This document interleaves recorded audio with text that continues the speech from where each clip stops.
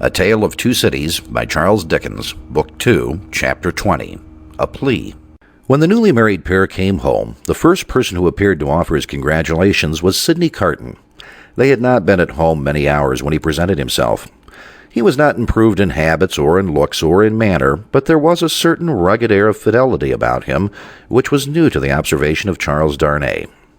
He watched his opportunity of taking Darnay aside into a window and of speaking to him when no one overheard. "Mr. Darnay," said Carton, "I wish we might be friends." "We're already friends, I hope." "You are good enough to say so as a fashion of speech, but I don't mean any fashion of speech. Indeed, when I say I wish we might be friends, I scarcely mean quite that either." Charles Darnay, as was natural, asked him in all good humor and good fellowship what did he mean. "Upon my life," said Carton, smiling, "I find it easier to comprehend in my own mind than to convey to yours. However, let me try. You remember a certain famous occasion when I was more drunk than usual?" "I remember a certain famous occasion when you forced me to confess that you had been drinking." "I remember it too. The curse of those occasions is heavy upon me, for I always remember them. I hope it may be taken into account one day when all days are at an end for me. Don't be alarmed, I am not going to preach." "I am not at all alarmed. Earnestness in you is anything but alarming to me." "Ah," said Carton, with a careless wave of his hand as if he waved that away. "On the drunken occasion in question, one of a large number, as you know, I was insufferable about liking you and not liking you. I wish you would forget it." "I forgot it long ago." Fashion of speech again. But, Mr. Darnay, oblivion is not so easy to me as you represent it to be to you. I have by no means forgotten it, and a light answer does not help me to forget it." "If it was a light answer," returned Darnay, "I beg your forgiveness for it. I had no other object than to turn a slight thing, which to my surprise seems to trouble you too much, aside. I declare to you on the faith of a gentleman that I have long dismissed it from my mind. Good heaven! What was there to dismiss? Have I had nothing more important to remember in the great service you rendered me that day?" "As to the great service," said Carton, "I am bound to avow to you, when you speak of it that way, that it was mere professional claptrap. I don't know that I cared what became of you when I rendered it.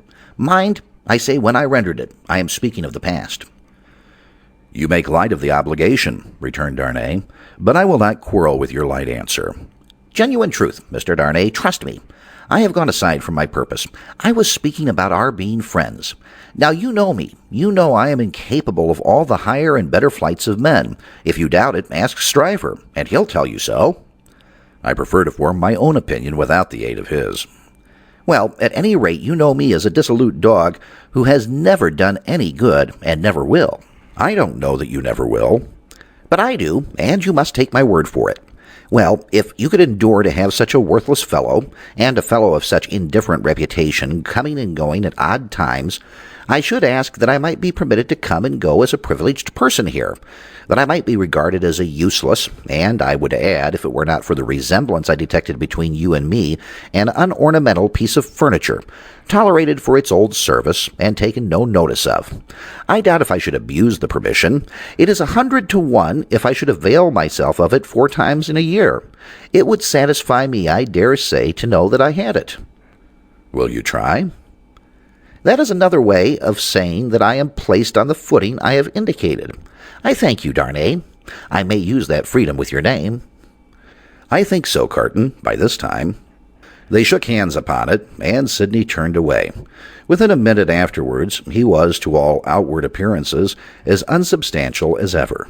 When he was gone, and in the course of an evening passed with Miss Pross, the doctor, and Mr. Lorry, Charles Darnay made some mention of this conversation in general terms, and spoke of Sidney Carton as a problem of carelessness and recklessness. He spoke of him, in short, not bitterly, or meaning to bear hard upon him, but as anybody might who saw him as he showed himself.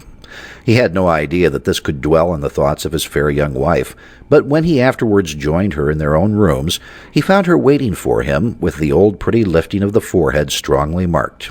"We are thoughtful tonight," said Darnay, drawing his arm about her. "Yes, dearest Charles," with her hands on his breast, and the inquiring and attentive expression fixed upon him. "We are rather thoughtful tonight, for we have something on our mind tonight." "What is it, my Lucy?" Will you promise not to press one question on me if I beg you not to ask it? Will I promise? What will I not promise you, my love? What indeed? With his hand putting aside the golden hair from the cheek, and his other hand against the heart that beat for him. I think, Charles, poor Mr. Carton deserves more consideration and respect than you expressed for him tonight. Indeed, my own? Why so? That is what you are not to ask me, but I know he does. If you know it, it is enough. What would you have me do, my life?